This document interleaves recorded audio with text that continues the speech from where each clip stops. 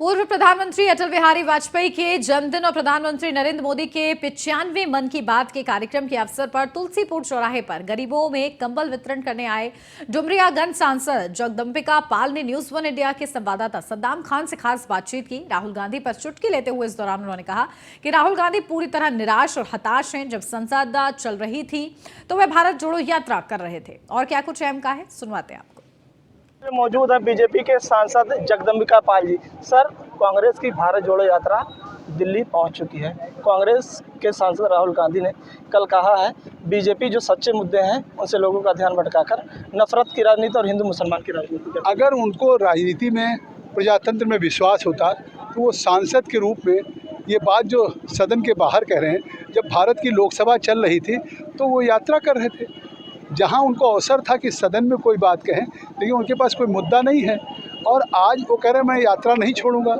लेकिन ये क्रिसमस की छुट्टियां मनाने के लिए, नए साल की छुट्टियों के लिए 10 दिन अपनी यात्रा दिल्ली से रोक रहे हैं और यूरोप जा रहे हैं।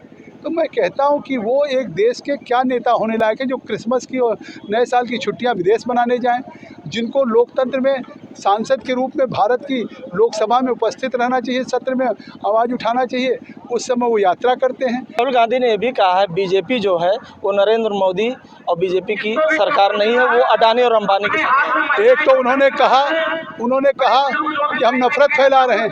उनका सांसद जगदम्बिका पाल हूँ। आपने देखा होगा 1500 कंबल अगर आज सिद्धार्थनगर के तुलसियापुर में बांट रहे हैं तो अगर हम अक़लियत को दे रहे हैं तो अक्सरियत को, हिंदू और मुसलमान। और आज कौन सी स्कीम नरेंद्र मोदी की, चाहे प्रधानमंत्री आवास हो, शौचालय हो, प्रधानमंत्री किसान सम्मान निधि हो, किस गांव में अगर सम्मान निधि का 6000 हिंदू को मिल रहा तो मुसलमान को नहीं मिल रहा? उनको शायद मुंगेरी लाल के हसीन सपने की तरह से ज्ञान नहीं है और उनको दिखाई नहीं पड़ रहा है, इसीलिए उनको कांग्रेस मुक्त भारत इस देश की जनता बना रही है। सर, कांग्रेस कह रही है कि बीजेपी भारत जोड़ो यात्रा से डर गए इसलिए इस तरह की बातें कर रही है।